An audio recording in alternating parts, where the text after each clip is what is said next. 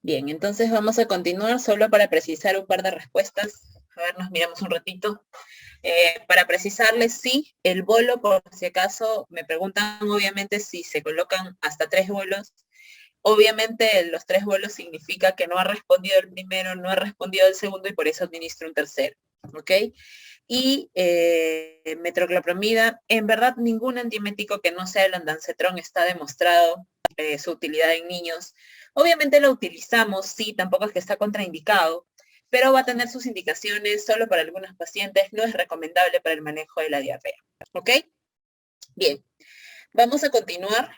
El objetivo de esta noche es terminar toda la parte de respiratorio, ¿sí? Ya la parte de exantemáticas y el resto lo continuaremos mañana, pero hoy tenemos que acabar con neumo, ¿sí? Entonces vamos a avanzar para poder continuar. Les repito, tratemos de que en el momento en el que estemos todavía hablando del mismo tema, no avancemos con las preguntas si no hemos visto que hemos ya cerrado el tema, ¿ok? Bien, voy a darle pausa a mi video para que me escuchen bien. Ok, vamos a avanzar entonces.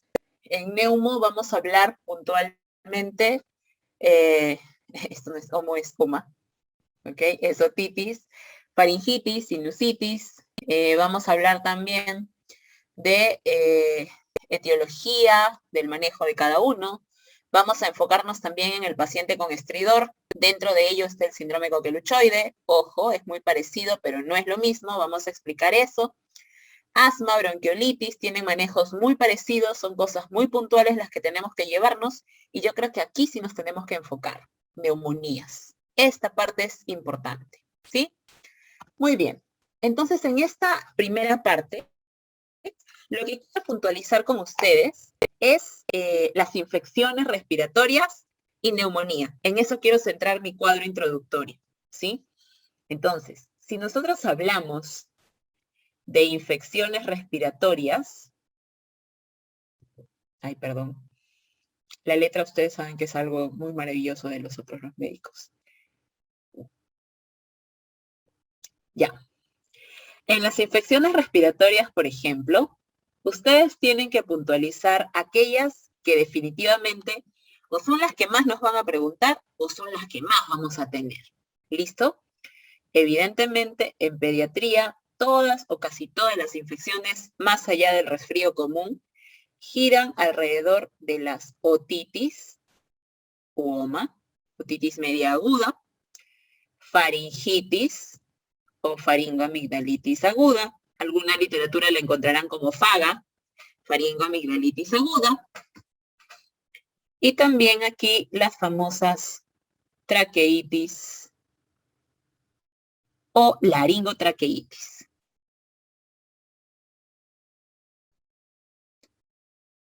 Muy bien. ¿Qué nos diferencia una de otra? ¿Qué es lo más importante una de otra? Número uno, que definitivamente todas estas van a ser prioritariamente la primera causa de infección en pediatría, virales. ¿Ok? Sin embargo, cuando ya buscamos una causa bacteriana, ¿ok? Aquí sí está la vedette de la pediatría, que es el neumococo, ¿ok? En cambio, las laringotraqueitis o las traqueitis tienen un agente importante, ¿sí? Porque esto es un espectro, ojo, es como decirles los pacientes con estridor, le decimos nosotros a alguna de estas, ¿sí? No quiero que lo tomen textualmente, porque esto es un grupo de pacientes. Lo vamos a desagregar durante toda la clase, pero quiero que lo enfoquen en globo. Pacientes con estridor, traqueitis, laringotraqueitis. Obviamente, en paciente con estridor, tenemos un germen importante, que es la Bordetella pertussis. ¿Ok? El famoso coqueluche. Muy bien. Ocupémonos de otitis entonces primero. Aquí sí ya vamos desagregando una por una. Si yo pienso en otitis, es porque tengo un niño que no necesariamente va a tener otalgia, porque va a tener otalgia el niño más grande. pero el niño pequeño va a tener irritabilidad. Va a tener fiebre. O va a tener probablemente disminución de la lactancia. ¿Correcto? Como el germen más importante es el neumococo, entonces mi tratamiento más importante, obviamente si es bacteriano, será la amoxicilina. La dosis para otitis, de 80 a 90 miligramos por kilo. Fin. No tienen más cosas que puntualizar. Vamos a extenderlo después, no se preocupen. Faringoamigdalitis. La primera es viral. La segunda causa, si es una segunda causa, puede haber neumococos, sí, pero aquí también hay un germen importante, probablemente más importante que el neumococo, y se llamará Streptococcus pneumoniae. Muy bien. Síntomas. Evidentemente aquí habrá odinofagia. Pero nuevamente, la odinofagia será evidentemente causa de un niño, o mejor dicho, va a poder ser en un niño grande, ¿correcto? Pero en un niño pequeño probablemente tendremos fiebre, vómitos. En la otalgia también, en la otitis también pueden haber vómitos, por si acaso. Muy bien. Ay, perdón, sí, chicos. Eso sí, están en lo correcto. He repetido el neumococo. Es Streptococcus pyogenes.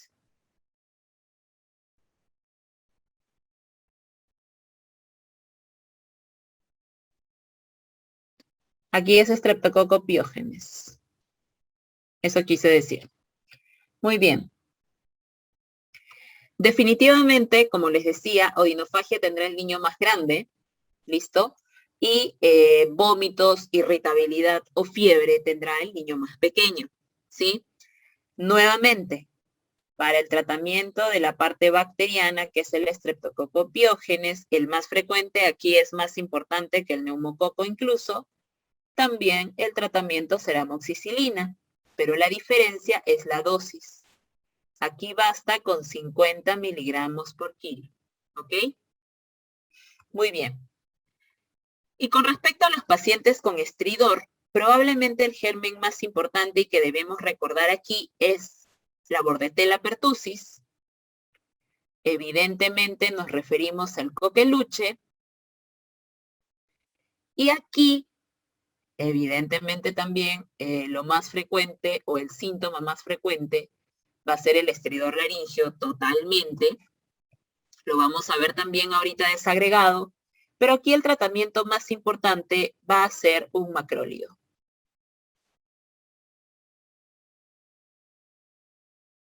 ¿Cuál? Cualquiera. Acitromicina, eritromicina, claritromicina. Ahora les voy a decir por qué uno sí, por qué el otro no. ¿Ok? Pero sí, esa es básicamente lo que necesitamos puntualizar. ¿Ok? Bien. Eso entonces con respecto a, sí, el Streptococcus pyogenes es el beta hemolítico. Eso con respecto a las infecciones respiratorias, ¿correcto?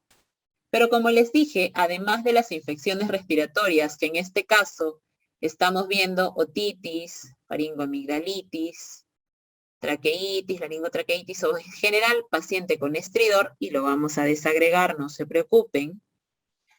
Quiero que puntualicemos neumonías. Repito, estos mapas introductorios ustedes los van a generar y los van a llenar mucho mejor dependiendo de cómo empiecen a estructurar su información. Pero quiero que puntualicemos dos cosas.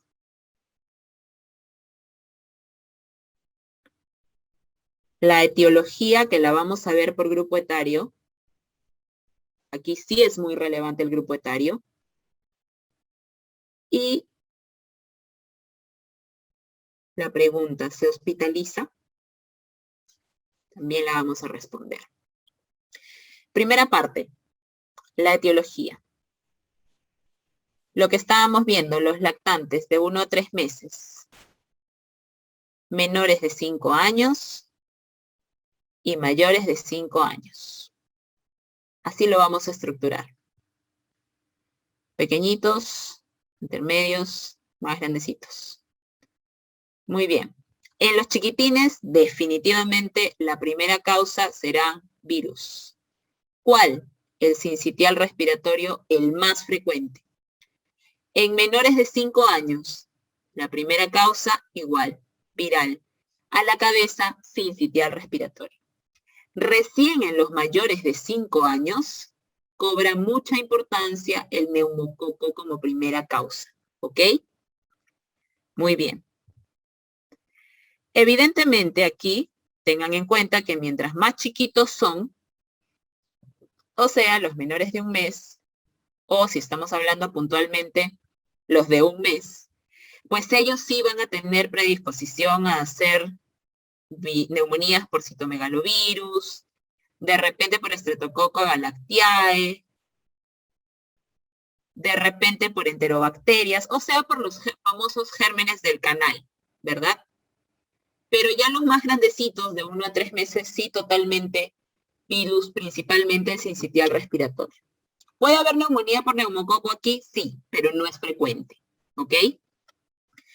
En los menores de 5 años, la primera causa es el virus, pero también aparece por aquí el neumococo como un germen relevante, ¿ok? Efectivamente, en menores de 1 año, más allá que en menores de 1 año, menores de 1 mes, son los mismos gérmenes de sepsis neonatal, correcto. Muy bien. Les estaba explicando que aquí en los menores de 5 años, el germen más importante son virus, pero puede haber neumococo y también es importante cuando vemos que no son virales las neumonías. Hay forma de ver, sí, lo vamos a ver ahorita, no se preocupen. Hay forma de sospecharlo, mejor dicho. Y por lo tanto, aquí ustedes se imaginarán en los más chiquititos, mi cobertura será AMPI, Genta, igual que en una sepsis, o AMPI, AMICA, habitualmente, ¿ok? En cambio, obviamente, si estoy intentando cubrir algún germen bacteriano, obviamente el viral no tengo cómo cubrir. En menores de 5 años, si quiero cubrir neumococo, pues voy a poderlo cubrir con una amoxicilina, sí. Es el antibiótico de primera elección. ¿Podrá ser con clavulánico? También podrá ser con clavulánico, dependerá de algunos criterios. Y si voy a hospitalizar, utilizaré una cefalosporina de tercera generación a la cabeza, ceftriaxona. ¿Ok? Muy bien. Me van a decir que también se pueden usar, según las guías clínicas, muchos otros antibióticos. Sí, los vamos a ver ahorita, no se preocupen en las diapositivas, pero esto es en líneas generales. En mayores de 5 años, otra vez tengo el neumococo ahora sí como germen principal. Evidentemente lo manejaré con amoxicilina también, pero aquí hay otra posibilidad muy importante y son las neumonías atípicas. Estas neumonías atípicas son muy importantes porque estas neumonías atípicas me pueden causar a mí una diferencia en el tratamiento. Las neumonías atípicas definitivamente me deben hacer pensar a mí en el uso de macrólidos. Esa es la diferencia. ¿Cuáles son los gérmenes atípicos? Bueno, pues principalmente micoplasma, neumoniae, por supuesto. Clamidia, Pneumoniae también. ¿Ok? Son los gérmenes más frecuentes. La estadística en neumonías en menores de un mes la manejan mejor los neonatólogos. Citomegalovirus es a veces tan frecuente como Streptococcus galactiae, a veces están en la misma ruta, así que no, eso es, como les digo, ya para gérmenes de niños más pequeñitos, ¿ok? Muy bien. Esto en líneas generales, ahorita lo vamos a desagregar punto por punto. No me olviden jamás que el signo clínico más importante para yo sospechar de una neumonía es la taquipnia. Como les mencioné, la taquipnia es la frecuencia cardíaca mayor de 60 en todas las edades, pero también, evidentemente, taquipnia es una frecuencia respiratoria, más alta para la edad que le corresponde, ¿sí? ¿A quién hospitalizo? Un niño que desatura, 92% para alguna literatura, 94% para otra literatura. Un niño con distrés, o sea, que tiene tirajes. Por supuesto, una taquipnia severa también la hospitalizaré, eso es un poco de criterio. Y aquí entra la palabra que tanto hemos estado viendo. Un niño que luce mal o que luce tóxico, como lo quieran ver. Ahora lo vamos a ver. Obviamente estos criterios son mucho más grandes y requieren ahondar un poco más, lo vamos a ver como criterios. Los lactantes también se hospitalizan, por supuesto. Muy bien. Vamos a empezar entonces con las infecciones. Perfecto. Las infecciones respiratorias altas, como las estábamos viendo, aquí estamos viendo otitis, faringitis y sinusitis. Los hacemos al mismo tiempo porque son bastante similares, como las han visto en el cuadro. Si hablamos de otitis puntualmente, el inicio es bastante rápido. Voy a tener signos y síntomas de inflamación del oído medio, principalmente la otalgia, pero esto puede ser equivalente a la irritabilidad si son niños más pequeños, o sea, lactantes.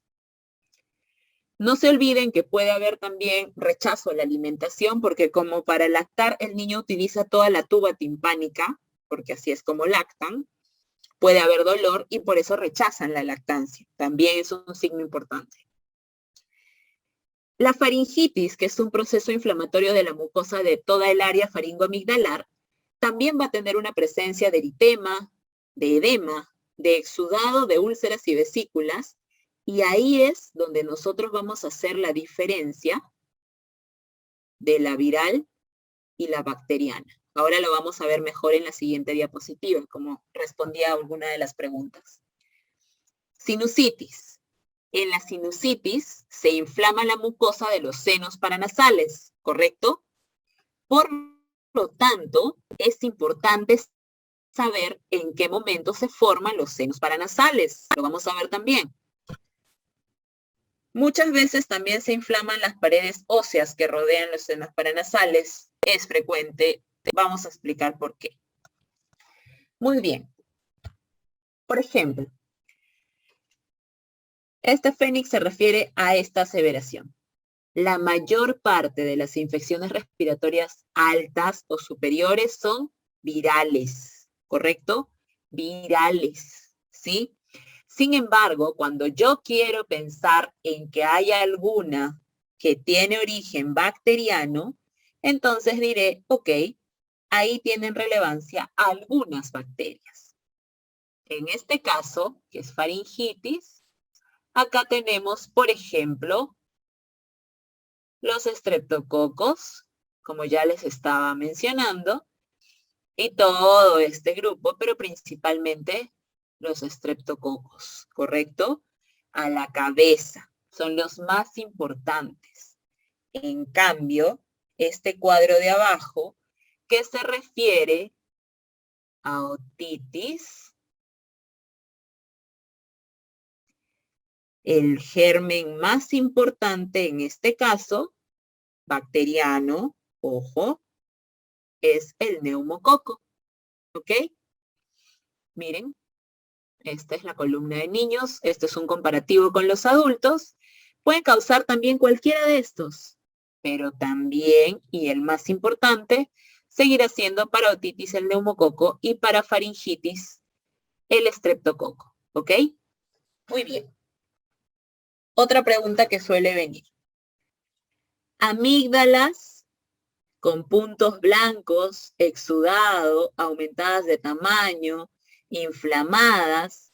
Esto casi siempre es origen bacteriano. Y si es de origen bacteriano, pues será esta bacteria. En cambio, las lesiones puntiformes en el paladar y en la úvula, como pueden ver aquí, casi siempre son de origen viral, ¿ok? Ojo, este no es un sine qua non, sin embargo, es importante que ustedes lo consideren y que sea parte de su evaluación y de su diferenciación diagnóstica, ¿sí? Muy bien. Ahora, otro dato importante. En otitis, ¿correcto? Ustedes van a tener habitualmente que evaluar la membrana timpánica. Esta es una membrana timpánica normal, una transparencia translúcida, como la que se ve aquí. Cuando ustedes vean la membrana opaca, abombada o retraída, eso es una otitis. Actualmente, este es el criterio más importante y más claro de otitis, el abombamiento, pero también está considerada la opacidad de la membrana como un signo importante de la otitis, ¿ok? Los criterios de Centor son bastante importantes también para la faringitis, es verdad. Nos ayudan a excluir o a poder tener certeza de que estamos hablando del estreptococo. Sí, clínicamente también son favorables, pero definitivamente es, desde mi punto de vista, más simple poder orientarlo desde cómo nos enfocan la pregunta, ¿sí? Muy bien. Y en esta última parte, estos agentes etiológicos, que son de sinusitis, nuevamente miren, si buscamos el agente bacteriano más importante, nos encontramos otra vez con el neumococo. ¿Ok? Y aquí está otra cosa súper importante, y es la formación de los senos paranasales. Miren, los etmoidales son los únicos que aparecen antes del año. Por lo tanto, los únicos que se verán en la placa y de paso los que menos se ven en una radiografía. Por lo tanto, no tiene mucho sentido que ustedes me pidan una radiografía de senos paranasales a un niño de esta edad. ¿Ok? Eso es súper importante que lo tengan claro. Muy bien.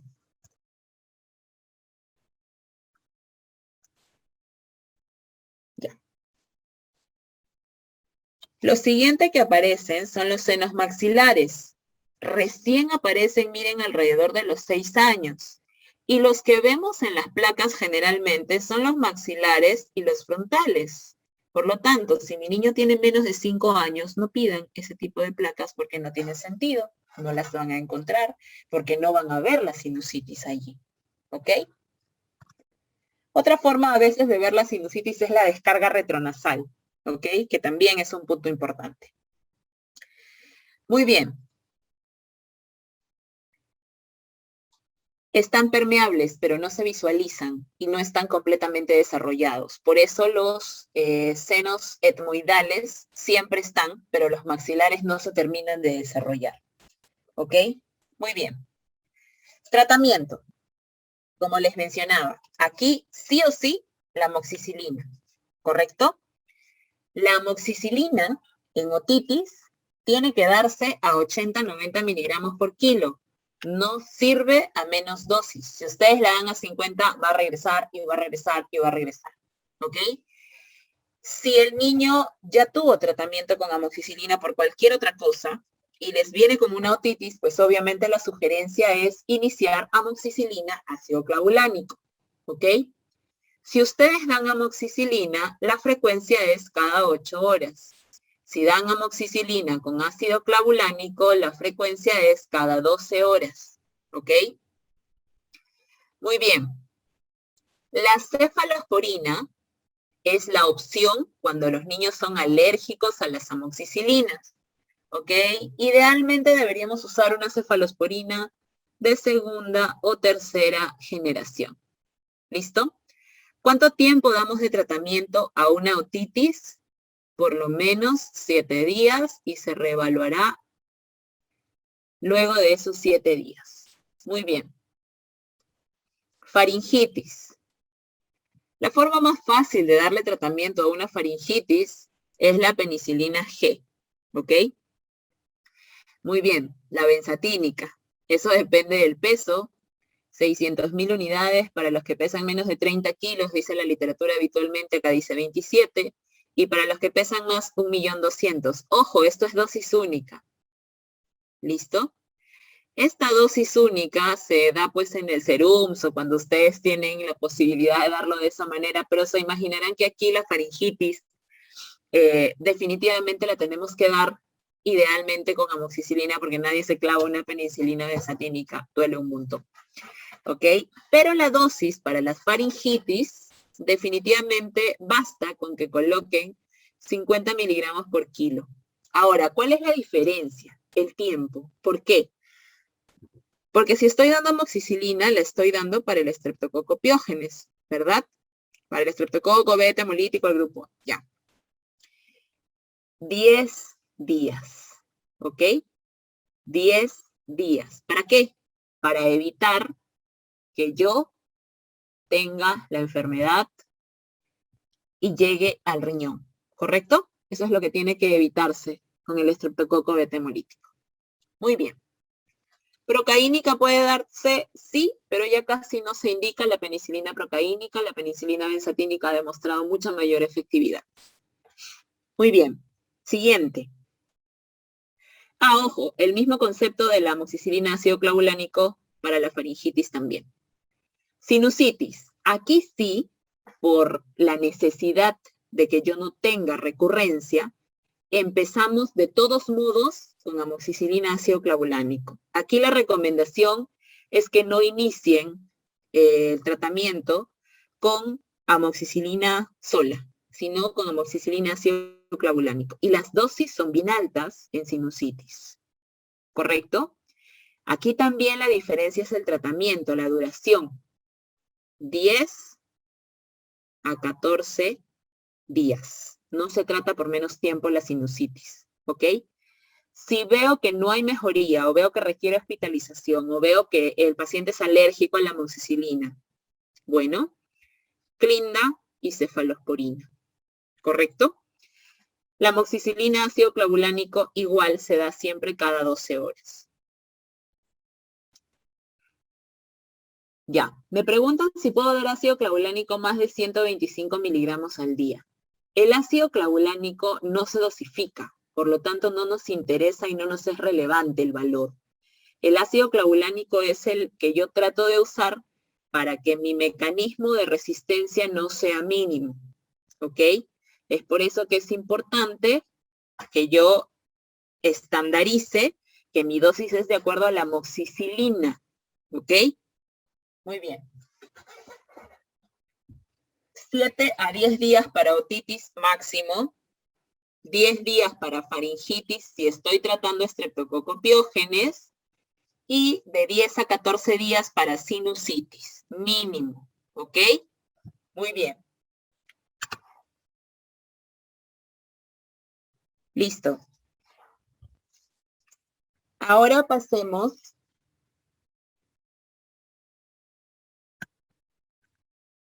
a ver, me preguntan si hay otro síntoma en niños además de la descarga nasal. No, solamente tienes que asumir que, bueno, pues tiene una descarga nasal, tienes una congestión nasal muy marcada, se nota en el niño que ha tenido un episodio bastante marcado de congestión nasal, está con fiebre, no mejora esa fiebre, pues evidentemente sí, si no, no. En la otitis tú no estás usando un tratamiento empírico. Si lo estás usando es porque estás seguro que es bacteriano. Y si es bacteriano es porque has visto que la membrana está bombada, El niño está con fiebre, no mejora a pesar de repente de haber dado algún analgésico, que a veces es lo que damos inicialmente para una otitis, y entonces obviamente empiezas a dar. Muy bien. Todo en faringitis que quiera cubrir Streptococcus pyogenes es 50 miligramos por kilo. Si el niño tiene faringitis y es alérgico a las penicilinas, como ven allí, es cefalosporinas. Está escrito, chicos. Ya les dije que sí se puede utilizar penicilina procaínica, pero no es lo indicado porque se ha demostrado efectividad mucho mejor con la otra penicilina, la benzatínica. El color de la secreción no influye en lo absoluto para sinusitis, ¿ok? El color de la secreción solo tiene que ver con la cantidad de tiempo que ha permanecido la secreción en el oído.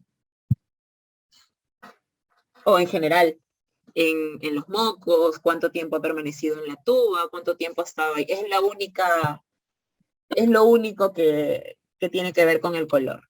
Las gotas en otitis solamente sirven para disminuir el dolor porque tienen anestesia. No sirven de otra manera. Y por ahí les leí si puedo dar amoxiclavulánico cada 8. Se puede, pero hay más riesgo de causar diarrea. Muy bien. La cefalosporina que se debe usar debe ser de tercera generación, idealmente, en cualquiera. Muy bien, chicos. Ahora hablemos del paciente con estridor, ¿sí? El paciente con estridor va a tener 3 zonas en las que nosotros nos vamos a enfocar. El área supraglótica, en todos los casos el estridor es inspiratorio por si acaso. En el área supraglótica lo más importante o lo más frecuente en todo caso van a ser los casos de anafilaxia, ¿sí? Pero podemos estar hablando también de epiglotitis, de abscesos, de malformaciones, de laringomalacia o de algunos tumores. Si es anafilaxia, saben perfectamente cómo va a venir la pregunta, ¿no? El niño ingirió algo o súbitamente lo presentó después de haber comido algo o básicamente pues tuvo algún episodio que llamó la atención de, ¿qué les digo? Alguna pintura muy fuerte, algún olor, anafilaxia. O le administraron un medicamento hace poco. Epiglotitis también es importante. ¿Por qué? Porque a veces viene la pregunta, un niño con un estridor, pero que luce tóxico o que está en posición trípode o que desatura y el niño luce real y fatalmente mal, ¿ok? Esa también habitualmente suelen ser preguntas tipo. El resto, en verdad, es muy improbable que venga. Área subglótica. Aquí están las famosísimas laringotraqueitis o CRUP.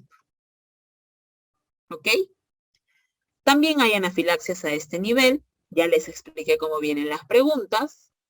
Puede ser traqueitis, sí, no es tan frecuente, pero aquí lo puntual es el CRUP. Entonces, ¿dónde ocurre el CRUP?